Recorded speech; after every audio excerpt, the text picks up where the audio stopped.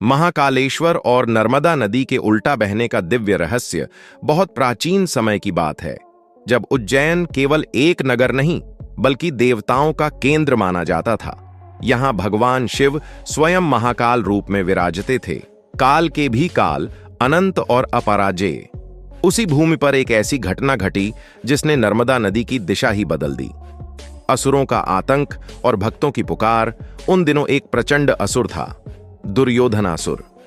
उसकी शक्ति इतनी अधिक थी कि देवता भी उससे भयभीत रहते थे। वह ऋषियों के यज्ञ बिगाड़ता, तपस्वियों को प्रताड़ित करता और उज्जैन की शांति को नष्ट कर देता। जब अत्याचार सीमा पार कर गया, तब सभी भक्त महाकालेश्वर के मंदिर में एकत्र हुए और बोले, हे महाकाल, केवल आप ही हमारी रक्षा कर सकते हैं। भगवान शिव ने भक्तों की पुकार सुनी और एक दिव्य लीला करने का संकल्प लिया। महाकाल का प्रकट होना एक रात, जब अंधेरा असमान रूप से घना था, तभी मंदिर के गर्भगृह से अचानक देव प्रकाश फैला। भगवान महाकाल प्रचंड स्वरूप में प्रकट हुए। त्रिशूल से अग्नि धधक रही थी, जटाओं में ब्रह्मांड घूम रहा था। उन्होंने देखा कि दुर्योधनासुर नर्मदा तट की ओर बढ़ रहा है, जहां अर्षि मुनि तप में लीन थे। नर्मदा तट पर भयंकर युद्ध महाकाल असुर के सामने खड़े हुए और गर्जना की, अधर्मी, तेरे अत्याचार का आज अंत होगा। असुर ने हंसकर आकाश कांपाने वाला स्वर किया और युद्ध शुरू हुआ। धरती फटने लगी, वायु भयंकर हो उठी और नर्मदा का प्रवाह भी अस्थिर होने लगा। युद्ध आगे बढ़ता गया, लेकिन असुर लगातार प्रचंड होता गया। अर्षि और मुनि भयभीत होकर नर्मदा माता से प्रार्थना करने लगे। नर्मदा माता की प्रार्थना, नर्मदा माता प्रकट हुई और महाकाल के चरणों में झुककर बोलीं, प्रभो, यदि मेरी धारा आपके चरणों को स्पर्श कर दे तो आपकी ऊर्जा और भी प्रचंड हो जाएगी।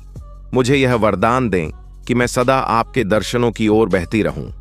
भगवान शिव ने प्रसन्न होकर वरदान दिया, देवी, तुम्हारा प्रेम अनंत है। आज से तुम वही नदी होगी जो संसार की समझ से विपरीत दिशा में बहेगी, पर तुम्हारी धारा मेरी ओर होगी, इसलिए तुम कभी अपवित्र नहीं होगी। महाकाल का क्रोध और असुर का वध नर्मदा माता ने अपनी निर्मल धारा महाकाल के चरणों को स्पर्श कराई। क्षण भर में भगवान शिव का स्वरूप और भी तेजस्वी हो गया। उनके त्रिशूल से प्रकाश की ऐसी किरण निकली कि दुर्योधनासुर वहीं भस्म हो गया। युद्ध समाप्त हुआ। देवताओं ने नर्मदा माता और महाकाल की स्तुति की।